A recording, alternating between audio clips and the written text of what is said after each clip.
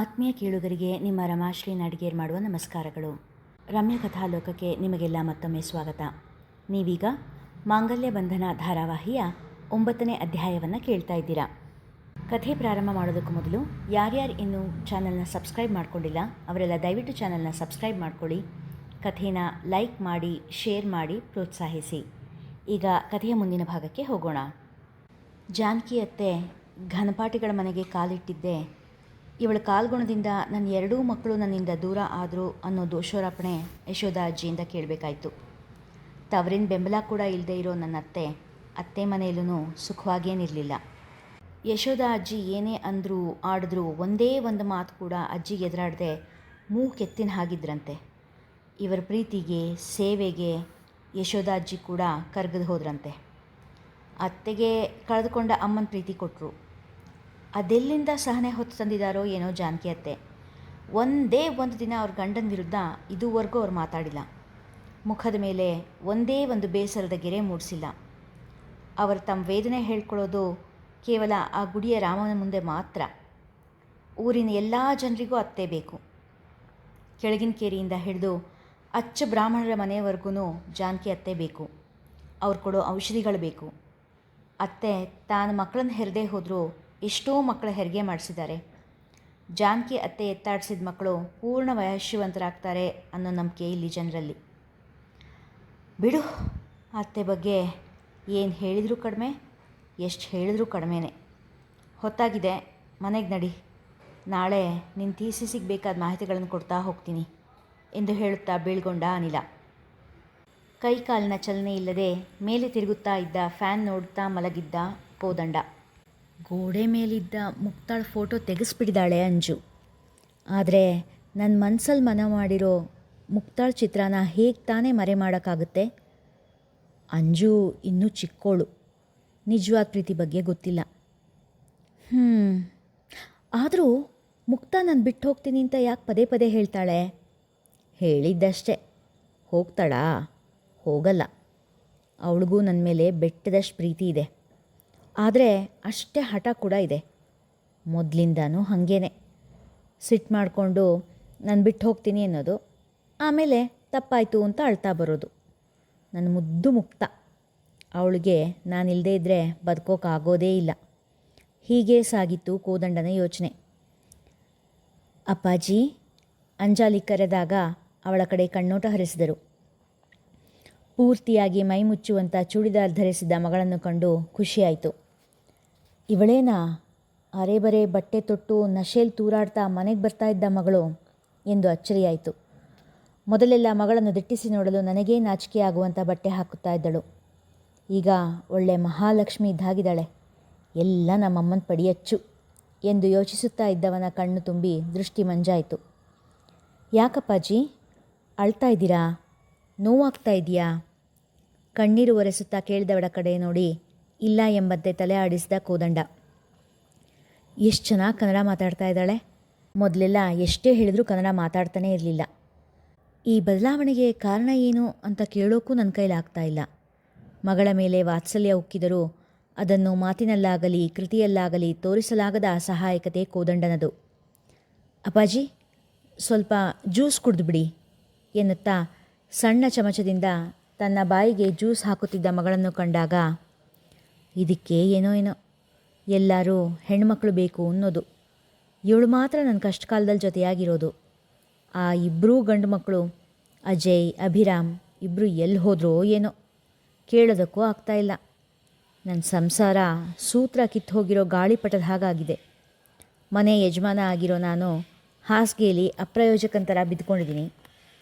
ಇನ್ನೂ ಮುಕ್ತ ಮನೆ ಯಜಮಾನಿ ಎಲ್ಲಿಗೆ ಹೋಗ್ತಾಳೋ, ಯಾವಾಗ ಬರ್ತಾಳೋ ಒಂದೂ ಗೊತ್ತಾಗ್ತಿಲ್ಲ. ಪಾಪ, ಅವಳಾದರೂ ಏನು ಮಾಡ್ತಾಳೆ? ನಾನು ಹಾಸಿಗೆ ಹಿಡಿದ ಮೇಲೆ ಇಬ್ಬರು ಗಂಡು ಮಕ್ಕಳು ಮನೆ ಬಿಟ್ಟು ಹೋಗಾದ್ಮೇಲೆ ಬಿಸ್ನೆಸ್ ಎಲ್ಲ ಅವಳೇ ನೋಡ್ಕೋಬೇಕಲ್ಲ. ಕೋದಂಡನ ಮನದ ಯೋಚನೆಗಳಿಗೆ ಕೊನೆ ಮೊದಲಿಲ್ಲ. ಅವನ ಹೆಂಡತಿ ಎನ್ನಿಸಿಕೊಂಡವಳು ಇನ್ನೊಬ್ಬನ ತೆಕ್ಕೆಯಲ್ಲಿ ಆರಾಮವಾಗಿ ಇದ್ದಾಳೆ ಎಂದು ತಿಳಿದಿದ್ದರೆ ಅವನ ಹೃದಯ ಒಡೆದೇ ಹೋಗುತ್ತಿತ್ತೋ ಏನೋ. ಮುಕ್ತ ಜಾಲಿಂಗ್, ನೀನು ನೋಡಿದ್ರೆ ಎಷ್ಟು ಹೈಫೈ. ಆ ಪುಲ್ಚಾರ್ ಕೋದಂಡನ ಯಾಕೆ ಮದುವೆ ಆದೆ? ಅವಳ ಚಿಗುರು ಬೆರಳಿನೊಡನೆ ಆಡುತ್ತಾ ಕೇಳಿದ ಜಾನ್. ಏ, ನಾನು ಕೂಡ ಪುಳ್ಚಾರೆ ಎಂದಳು ಜೋರಾಗಿ ನಗುತ್ತಾ. ಹೌದು, ಅದಕ್ಕೆ ನಮಗಿಂತ ಹೆಚ್ಚಾಗಿ ಎನ್ನುತ್ತಿದ್ದ ಜಾನ್ ಮಾತನ್ನು ತುಂಡರಿಸಿ, ಸೈಲೆನ್ಸ್, ಹಾಗೆಲ್ಲ ಮಾತಾಡಬಾರ್ದು, ಆಮೇಲೆ ನನ್ನ ಅಪ್ಪಂಗೆ ಬೇಜಾರಾಗುತ್ತೆ ಎಂದಳು ಜೋರಾಗಿ ನಗುತ್ತಾ. ಒಳಗೆ ಸೇರಿದ್ದ ಪರಮಾತ್ಮ ಅವನ ಆಟ ತೋರಿಸುತ್ತಾ ಇದ್ದ. ಅವನು ನಿಂಗೆ ಹೆಂಗೆ ಗಂಟು ಬಿದ್ದ ಹೇಳು ಡಾರ್ಲಿಂಗ್, ಮತ್ತೆ ಕೇಳಿದ ಜಾನ್. ತುಂಬ ಹಳೆ ಕತೆ ಜಾನ್. ಈ ಕೋದಂಡನ್ನು ಕಟ್ಕೊಳ್ಳೋದಕ್ಕೆ ನಮ್ಮ ಅಪ್ಪನೇ ಕಾರಣ. ಆಗಲೂ ಅವ್ರ ಹಠದಿಂದ ನಾನು ಕಟ್ಕೊಳ್ಳೋಂಗಾಯ್ತು. ಈಗಲೂ ಅವ್ರ ವಿಲ್ಲಿಂದ ಅವನ ಜೊತೆಗೆ ಇರೋ ಹಾಗಾಗಿದೆ. ಆ ಮುದುಕನಿಂದ ನಾನು ಭಾಳ ಹಾಳಾಗಿ ಹೋಯಿತು ಎನ್ನುತ್ತಾ ಕಣ್ಣೀರು ಹಾಕತೊಡಗಿದಳು. ಓ ಮುಕ್ತಾ, ಮೈ ಲವ್, ನೀನು ಅಳಬೇಡ. ನೀನು ಅತ್ತರೆ ನನಗೂ ಅಳು ಬರುತ್ತೆ ತದಲುತ್ತಾ ಅವಳ ಮೈಮೇಲೆಲ್ಲ ಕೈಯಾಡಿಸುತ್ತಾ ತನ್ನ ಪ್ರೀತಿಯ ಪ್ರದರ್ಶನ ಮಾಡುತ್ತಿದ್ದ ಜಾನ್. ಗ್ಲಾಸ್ ಖಾಲಿಯಾಗುತ್ತಾ ಇದ್ದಂತೆ ಮತ್ತೆ ಮತ್ತೆ ತುಂಬುತ್ತಿದ್ದ. ಒಳಗೆ ಸೇರಿದ್ದ ಮದಿರೆ ಮುಕ್ತಾಳ ಬದುಕಿನ ನಿಜವನ್ನು ಹೊರಹಾಕುತ್ತಿತ್ತು. ಏನು ಗೊತ್ತಾ, ನಾನು ಈ ಕೋದಂಡನಿಗಿಂತ ಸೀನಿಯರ್. ಅವನು ಕುವೆಂಪು ಯೂನಿವರ್ಸಿಟಿ, ನಂದು ಬೆಂಗಳೂರು ಯೂನಿವರ್ಸಿಟಿ. ಒಂದು ಸತಿ ಇಂಟರ್ ಯೂನಿವರ್ಸಿಟಿ ಮೀಟ್ ನಡೆದಾಗ ಅವನನ್ನು ಮೊದಲನೇ ಸಾರಿ ನೋಡಿದ್ದು. ನಾನು ಆವಾಗ ಫೈನಲ್ ಇಯರು, ಅವನು ಫಸ್ಟ್ ಇಯರು. ಪ್ರತಿ ವರ್ಷ ಚೆಸ್ಸು, ಕ್ಯಾರಮ್ಮು, ಡಿಬೇಟು, ಟೆನ್ನಿಸ್ಸು, ಜೊತೆಗೆ ಫ್ಯಾಷನ್ ಶೋ, ಇದಿಷ್ಟರಲ್ಲೂ ಮೊದಲನೇ ಸ್ಥಾನ ನನಗೇ ಕಟ್ಟಿಟ್ಟು ಬುತ್ತಿಯಾಗಿತ್ತು. ಅದೇ ವಿಶ್ವಾಸದಲ್ಲಿದ್ದ ನನಗೆ ಮೊದಲು ಹೊಡೆತ ಚೆಸ್ಸಲ್ಲಿ ಸಿಕ್ಕಿತ್ತು. ಆ ವರ್ಷ ಮೊದಲ ಸ್ಥಾನ ರಾಮಕ್ಕೆ ಸಿಕ್ಕಿತ್ತು. ಟೆನ್ನಿಸ್ನಲ್ಲಿ ಕೂಡ ಅವನಿಗೆ ಮೊದಲ ಸ್ಥಾನ. ಆವಾಗ ಒಂದು ಸ್ವಲ್ಪ ಅವನನ್ನು ಗಮನಿಸ್ದೆ. ಮೊದಲಿಂದನೂ ನನಗೊಂದು ಅಭ್ಯಾಸ, ನಾನು ಬಯಸಿದ್ದು ನನಗೇ ಸಿಗಬೇಕು ಅನ್ನೋದು. ಮುಂದಿನ ಸ್ಪರ್ಧೆ ನಡೆಯೋಕ್ಕೆ ಮುಂಚೆ ಅವನನ್ನು ಪರಿಚಯ ಮಾಡಿಕೊಂಡೆ. ಹುಡುಗ ಡಿಸ್ಟರ್ಬ್ ಆಗಿಬಿಟ್ಟ. ಅವನು ಡಿಸ್ಟರ್ಬ್ ಆದ ಅನ್ನೋದಕ್ಕಿಂತ ನಾನೇ ಡಿಸ್ಟರ್ಬ್ ಮಾಡಿದೆ. ಅದರ ರಿಸಲ್ಟ್ ಏನಾಯ್ತಪ್ಪ ಅಂದರೆ, ಉಳಿದಿದ್ದ ಎಲ್ಲ ಸ್ಪರ್ಧೆಯಲ್ಲೂ ನಾನೇ ಮತ್ತೆ ಮೊದಲನೇ ಸ್ಥಾನ ಪಡೆದಿದ್ದೆ ಎನ್ನುತ್ತಾ ಅಪಹಾಸ್ಯದ ನಗೆ ನಕ್ಕಳು ಮುಕ್ತಾ. ನನ್ನ ಬಾಳಲ್ಲಿ ಬಂದಿನಾನ ಹೇಗೆ ಮರೀಲಿ ನಾನು.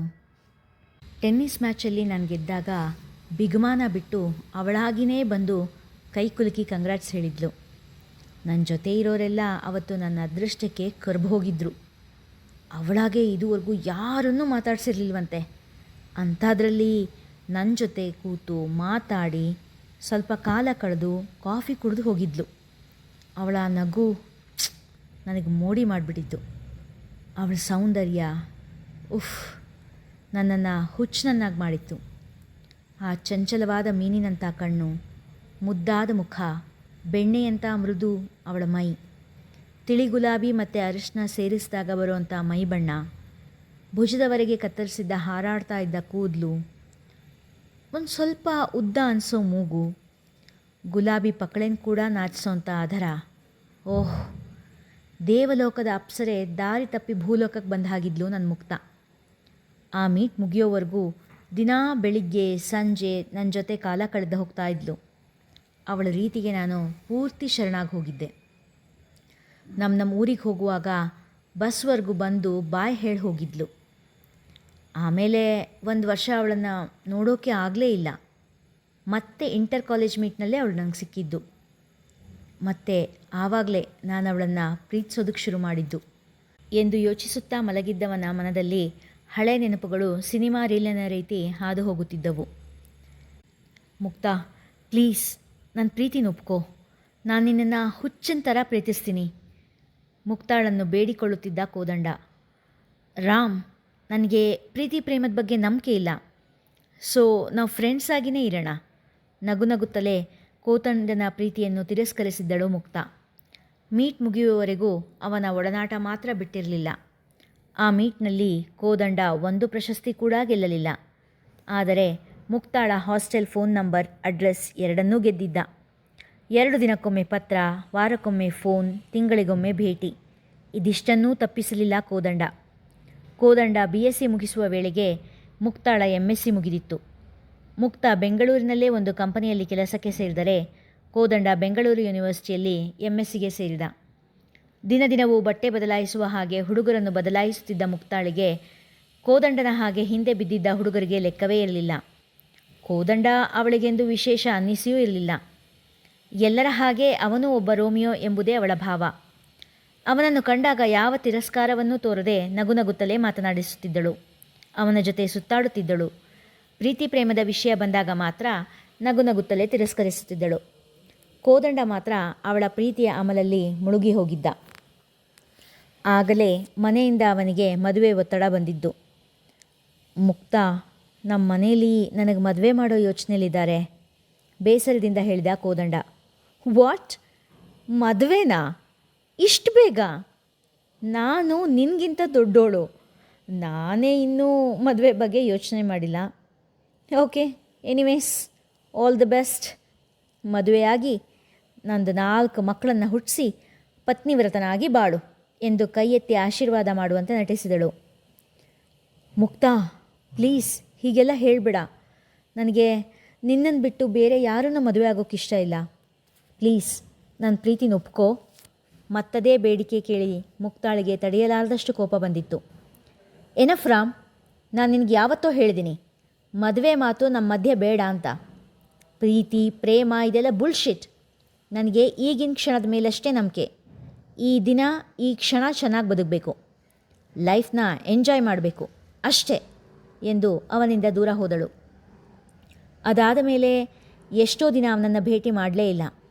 ಬೇರೆ ಬೇರೆ ಹುಡುಗರ ಜೊತೆ ಅವಳು ಓಡಾಡುವುದನ್ನು ನೋಡಿದವ ನಾನು ಅವಳಿಂದ ದೂರವಾಗಲಿ ಎಂದು ನಟಿಸುತ್ತಿದ್ದಾಳೆ ಎಂದೇ ಭಾವಿಸಿದ. ಅವಳಾಗಿಯೇ ಅವರೆಲ್ಲ ತನ್ನ ಪ್ರೇಮಿಗಳು ಎಂದು ಹೇಳಿದರೂ ನಂಬದಷ್ಟು ಅವಳ ಮೋಹದಲ್ಲಿ ಮುಳುಗಿ ಹೋಗಿದ್ದ. ಮತ್ತೆ ಅವರಿಬ್ಬರು ಸಿಕ್ಕಿದ್ದು ಹೊಸ ವರ್ಷದ ಸಂಭ್ರಮದಲ್ಲಿ ಗೆಳೆಯನೊಬ್ಬನ ಮನೆಯಲ್ಲೇ ನಡೆದ ಸಂತೋಷಕೂಟದಲ್ಲಿ. ಮುಕ್ತಾಳನ್ನು ಕಂಡ ಕೋದಂಡ ಖುಷಿಯಲ್ಲಿ ತೇಲಿದ್ದ. ಮುಕ್ತಾ ಕೂಡ ಅವನೊಂದಿಗೆ ಸರಸವಾಗಿಯೇ ಬೆರೆತಿದ್ದಳು. ಗೆಳೆಯರ ಒತ್ತಾಯಕ್ಕೆ ಕುಡಿದ ಮದ್ಯದ ಅಮಲಿನಲ್ಲಿ ಇಬ್ಬರ ನಡುವೆ ಇದ್ದ ತೆರೆ ಸರಿದಿತ್ತು. ಮುಕ್ತಾ ಅದನ್ನು ಮರೆತು ಮುಂದೆ ನಡೆಯುವ ಮಾತಾಡಿದರೆ ಕೋದಂಡ ನಡೆದ ತಪ್ಪಿಗೆ ಸಂಬಂಧದ ಹೆಸರು ಕೊಡುವ ಮಾತನಾಡಿದ್ದ. ನೋಡು ರಾಮ್, ನಮ್ಮಿಬ್ಬರ ಮಧ್ಯ ಏನು ನಡೀತೋ ಅದು ನಡೀಬಾರ್ದಾಗಿತ್ತು. ಬಟ್ ಇದು ಒಂದು ತಪ್ಪಿಗೋಸ್ಕರ ನಾನು ಮದುವೆ ಅನ್ನೋ ಬಂಧನದಲ್ಲಿ ಒದ್ದಾಡ್ಲಾರೆ. ನಿನ್ನಪ್ಪ ಅಮ್ಮ ನೋಡಿರೋ ಹುಡುಗಿನ ಮದುವೆಯಾಗಿ ಸುಖವಾಗಿರು. ನನಗೆ ಗಂಡ ಮಕ್ಕಳು ಅಂತೆಲ್ಲ ಬದುಕು ಇಷ್ಟ ಇಲ್ಲ ಎಂದು ಹೇಳಿ ಹೊರಟವಳು, ಇನ್ನು ಮುಂದೆ ನನ್ನನ್ನು ಹುಡುಕಿ ಬರಬೇಡ. ನಮ್ಮಿಬ್ಬರು ಭೇಟಿ ಇವತ್ತೇ ಕೊನೆ ಆಗಲಿ. And all the best for your married life ಎಂದು ಮುಖಕ್ಕೆ ಹೊಡೆದಂತೆ ಹೇಳಿ ಹೊರಟು ಹೋದಳು. ಹಳೆಯ ನೆನಪಿನಿಂದ ಕೋದಂಡನ ಮನಸ್ಸು ಭಾರವಾಗಿತ್ತು. ಮುಕ್ತ ಎಂದು ನರಳಿತ್ತು. ಇಲ್ಲಿಗೆ ಇಂದಿನ ಸಂಚಿಕೆ ಮುಗಿಯಿತು. ಮುಂದಿನ ಕಥೆ ಮುಂದಿನ ಸಂಚಿಕೆಯಲ್ಲಿ. ಆತ್ಮೀಯ ಕೇಳುಗರೆ, ಇಂದಿನ ಸಂಚಿಕೆಯಲ್ಲಿ ಕೆಲವೊಂದು ಪದಗಳನ್ನು ಜಾತಿ ಸೂಚಕಕ್ಕೆ ರೂಪಕವಾಗಿ ಬಳಸಿದ್ದೇನೆ. ಇವೆಲ್ಲ ಆಡುಭಾಷೆಯಲ್ಲಿ ಸಮಾಜದಲ್ಲಿ ಬಳಸುವ ಪದಗಳೇ ಆದರೂ ಅದರಿಂದ ಯಾರ ಭಾವನೆಗಳಿಗಾದರೂ ಧಕ್ಕೆಯಾಗಿದ್ದರೆ ಕ್ಷಮೆ ಕೋರುತ್ತೇನೆ. ಕಥೆಯ ಓಗಕ್ಕೆ ಈ ರೀತಿಯ ರೂಪಕ ಅವಶ್ಯಕ ಎನಿಸಿದ್ದರಿಂದ ಆ ಪದಗಳ ಬಳಕೆ ಮಾಡಿದ್ದೇನೆ. ಸಂಚಿಕೆ ಇಷ್ಟವಾಗಿದ್ದರೆ ಕಥೆಯನ್ನು ಲೈಕ್ ಮಾಡಿ, ಶೇರ್ ಮಾಡಿ, ಕಮೆಂಟ್ ಸೆಕ್ಷನ್ನಲ್ಲಿ ನಿಮ್ಮ ಅಭಿಪ್ರಾಯ ತಿಳಿಸಿ ಪ್ರೋತ್ಸಾಹಿಸಿ. ಧನ್ಯವಾದಗಳು.